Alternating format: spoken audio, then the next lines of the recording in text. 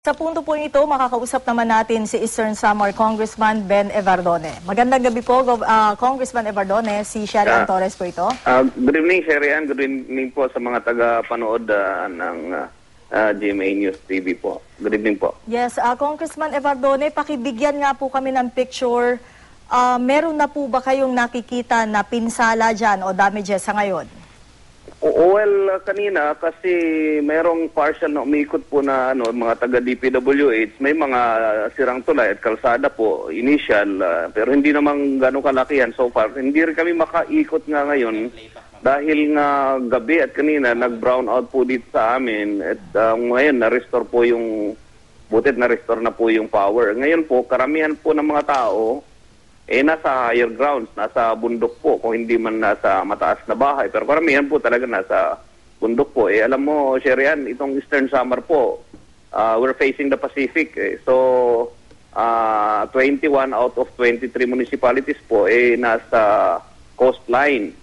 So, karamihan po ng aming barangay, nasa coastline din po. Kaya, yun, talagang lahat po siyempre kanina nagpanik at ngayon natatakot at tinitingnan po namin yung mga developments.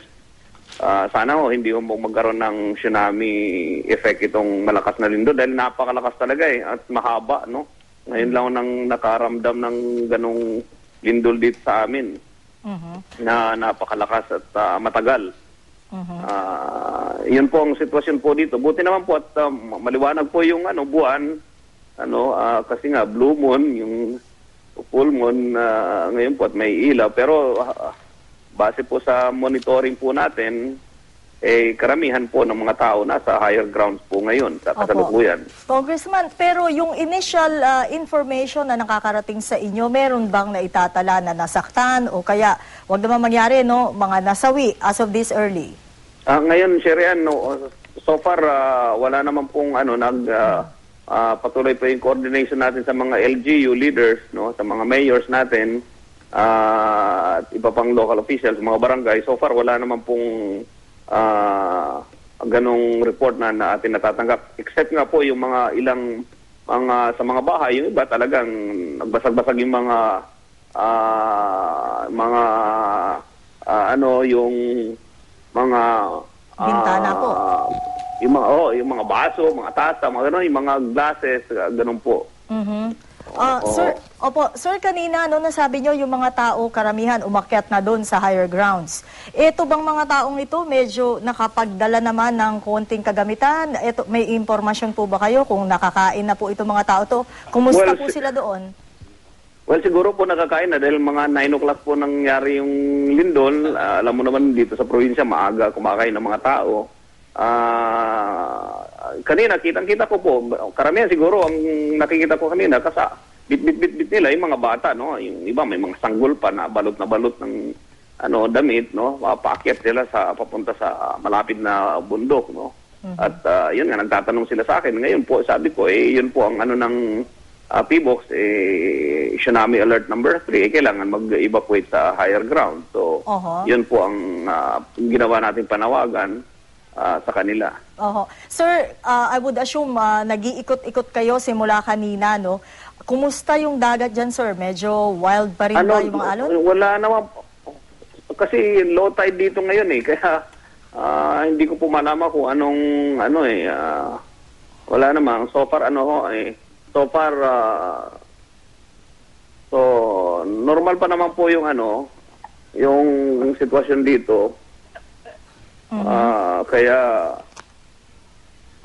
ganun pong nararamdaman natin dito, tahimik po. Kaya Congressman Evardone, meron bang pangangailangan, since sabi nyo kanina may mga nabasag na mga bintana, mga gamit na nasira, meron bang pangangailangan this early na magkaroon talaga ng proper evacuation dito sa mga tao pong ito na naapektado nitong kagaganap lamang na lindol? Well, so far, wala pa naman tayong ganung mga request na natatanggap. Pero yun, mga initial, may yung mga approaches ng tulay, yung mga railings ng tulay, yun, may mga sirang ganon.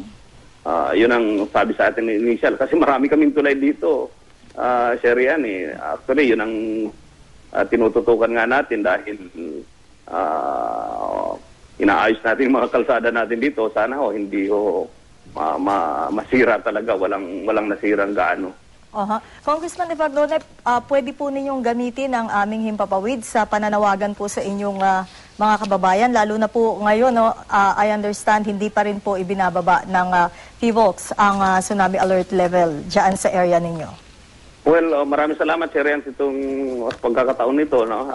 Sa ating mga kababayan, mga nanonood ngayon at nakikinig, at yung kung wala man may mga kababayan tayo na nasa ibang lugar na nakamonitor po, sana po pakitext, pakitawagan po yung mga kababayan natin, mga kamag-anak natin na lumikas po, pupunta po sa higher grounds at para kahit pa paano nakasigurado po tayo, hindi pa tayo kampante po dahil hindi pa nga po binababa yung alert level 3 ng tsunami alert level 3 ng PHIVOLCS po, no? So mag-ingat po tayo at sana naman po ako malaki naman tiwala na walang mangyayari dito sa mga kababayan ko po.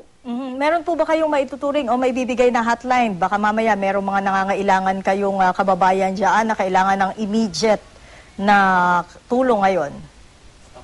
Opo, kahit yung personal ko lang pong cellphone siguro, pwede rin pong magamit nila kung pwedeng tawagan.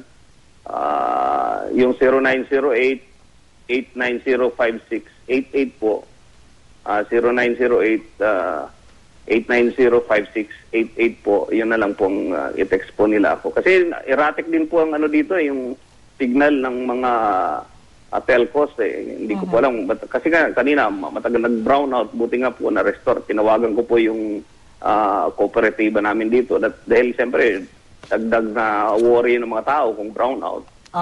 Okay, maraming salamat po, Congressman Ben Evardone ng Eastern Samar.